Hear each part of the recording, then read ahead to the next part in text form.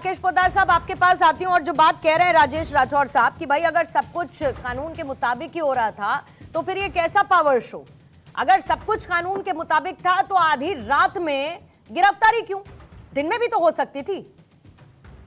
पूर्णिमा जी स्पष्ट रूप से जानिए और डंके की चोट पर राकेश पोद्दार बोल रहा है, माननीय कोर्ट बोल रहा है, गिरफ्तारी का वारंट निकला था, सम्मन गया था, पप्पू यादव जी ने स्वीकृति भी की वारंट को। दूसरा बात, अधिकारी नोटिस उनके घर पे चिपकाया गया था, पटना के घर पे अधिकारी नोटिस उनको चिपकाया गया था माननीय कोर्ट के द्वारा कि आपको कोर्ट बुला रही है, फिर भी कोर्ट नहीं चाहते हैं। उसके बाद संपत्ति कुर्की का आदेश हुआ था, पप्पू यादव जी को पता था, अंत में गिरफ्तारी हुई। अंत में सब पप्पू यादव जी जानते थे, नोटिस तक चिपकाया गया उनके घर पे, वारंट भी निकला, कुर्की भी निकला। एक कांग्रेस गुमराह कर रही है, इंडिया गठबंधन, राहुल गांधी जी कहते संविधान का किताब लेके घूमते हैं।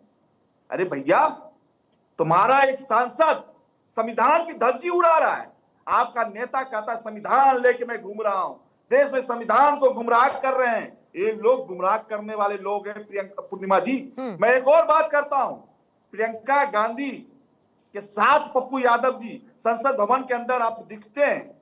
यही प्रियंका गांधी कहती थी कि लड़की हूं, लड़ सकती हूं, लेकिन किनको भेज रहे, एक अपराधी को, एक हत्यारे को नीट के मामले को उठाने के लिए। यही प्रियंका जी, आप एक सांसद जिनके ऊपर हत्या का आरोप हो, 420 120 भी का मुकदमा हो, 468 का मुकदमा हो, उसको प्रियंका जी अपने साथ घुमाते हैं संसद भवन के अंदर और कहती हो लड़की छात्रा की मौत पर किसकी जिम्मेदारी है पोद्दार साहब? पूर्णिमा जी एक और बात कहना चाहता हूँ। नहीं, मैं जो पूछ रही हूँ मुझे वो बताइए पोद्दार साहब, छात्रा की मौत पर किसकी जिम्मेदारी आगे कार्रवाई की? पूर्णिमा जी हमारी जिम्मेदारी है, मैं जिम्मेदारी लेता हूँ। एसआईटी गठन हुई, विनय कुमार जी डीजी साहब उनके घर गए, जांच की। हम लोगों ने, जहां लड़की वहां रहती थी, जिस हॉस्टल में रहती वहां भी जांच हुई। कुछ अपराधी पकड़े गए हैं, यहाँ भी गुमराह कर रहे हैं। अपराधी जेल के अंदर है, बेऊर जेल के अंदर, उनको भेजने का भी काम किया। उनके परिवार के लोगों ने, उनकी माताश्री ने, जिन बेटिया की हत्या हुई, जो मामले थे नीट के, उनके परिवार के लोगों ने डीजी साहब से मिले, कहा मुझे न्याय चाहिए, न्याय। उन्होंने कहा सीबीआई चाहिए, सीबीआई ने जांच की। बिहार के अंदर आज 320 मामले हैं सीबीआई के, 178 मामले में सीबीआई ने जांच कर उस अपराधी को पताल से निकालकर जेल भेजने का काम किया। ये लोग गुमराह कर रहे हैं। राहुल गांधी जी के जितने सांसद हैं, प्रियंका जी के साथ लोग देश के अंदर संविधान को गुमराह कर रहे हैं। अगर इनको प्रदर्शन करना ही था, समर्थक इनका पुत्रतंत्र नहीं कहता है, लोकतंत्र नहीं, दबाव देने के लिए ये लोग राजनीति कर रहे हैं, सरकार को गुमराह कर। सरकार का काम थोड़ी है कोर्ट भेजना, ये तो माननीय न्यायालय का काम है, जज साहब का काम है। जज साहब ने इनको जेल भेजा, कोर्ट में भेजा। अगर अच्छे होते तो आज ही जमानत मिल जाती। ठीक है, तो अगर ये सरकार को गुमराह करने का काम कर रहे हैं तो सरकार गुमराह ना हो ना, सरकार तो क्लियर है, फिर गुमराह क्यों हो जाएगी? बोलिएगा राजेश जी, पहले जवाब दे दीजिए, फिर उसके बाद संजय जी आपके पास आती हूँ, बाकी मेहमानों के पास भी। राजेश जी जवाब देंगे। पूर्णिमा जी, बिहार की सरकार, पूर्णिमा जी, अरे राजेश जी, हम लोग गुमराह नहीं करते हैं, आप लोग गुमराह करें, संविधान की बात करते हैं, एक अपराधी को साथ घुमाते हैं। पोद्दार साहब जवाब ले लीजिए, पोद्दार साहब जवाब ले लीजिए, पोद्दार साहब जवाब लीजिएगा, पोद्दार साहब थोड़ा धैर्य रखिए। बोलिए। पूर्णिमा जी, देश चैनल को देख रहा है, पोद्दार साहब ने अपनी पार्टी और अपनी सरकार का पोल स्वयं खोल दिया। इन्होंने कहा कि पप्पू यादव पे वारंट है, इश्तिहार चिपकाया गया था, कुर्की जब्ती का आदेश था। ये सब तो एक दिन में होता नहीं है, लंबा।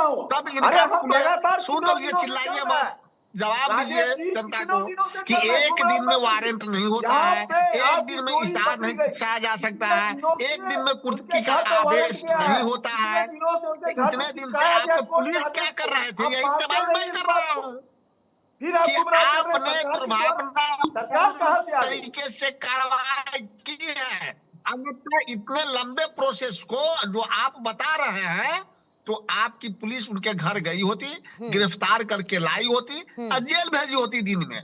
चोर की तरह पुलिस किसी के घर में घुसे तो वो सवाल है। और आपको शर्म नहीं आती पुलिस है? चोर की तरह क्यों कि नीट घुसेगी? पीड़िता बच्ची पे आप उल्टा पुलिस चोर की तरह क्यों घुसेगी? पुलिस तो कार्रवाई कर रही है। चोर तो वो हुआ जो बचने की कोशिश कर रहा है। पुलिस क्यों चोर की तरह किसी के घर में घुसेगी? राठौर साहब, वही बात है ना कि अपने कंफर्ट के हिसाब से चीजों को मोल्ड कर दीजिए। संजय जी, आप कुछ ऐड ऑन करना चाह रहे थे? जी, इनको थोड़ा सुन कर आइए। सुनिएगा।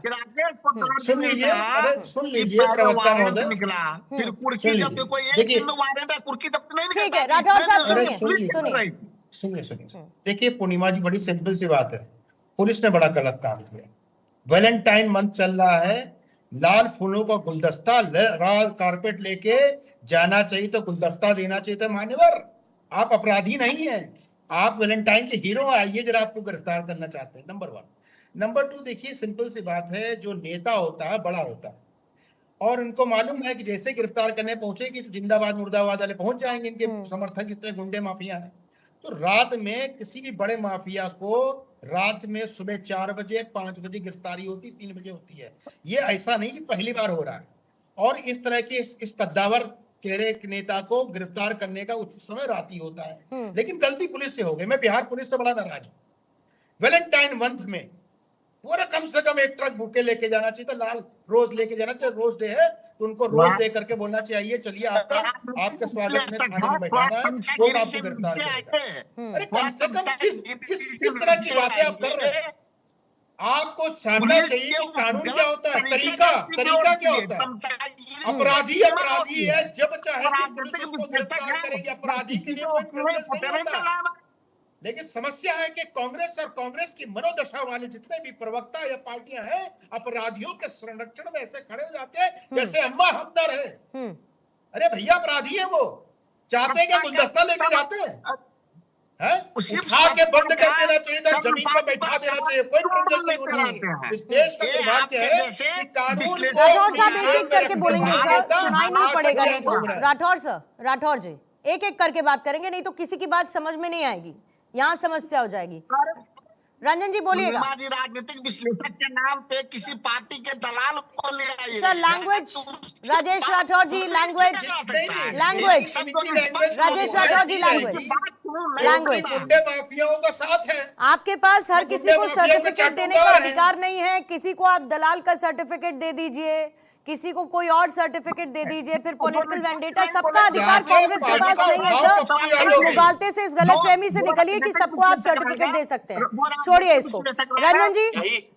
रंजन जी बोलिएगा। 1 मिनट रख रही हूँ रंजन जी। राजन साहब फिर आपके पास आ रही हूँ, कुणाल किशोर साहब आपके पास, उसके बाद पहले रंजन जी बोलिएगा। 1 मिनट का टाइमर रखेंगे। पूर्णिमा जी देखिए, अभी दुख के साथ कहना पड़ रहा है कि महागठबंधन के जितने भी प्रवक्ता हैं, मानसिकता किस तरीके से हो रही है आपके सामने, टीवी के सामने, देश के सामने।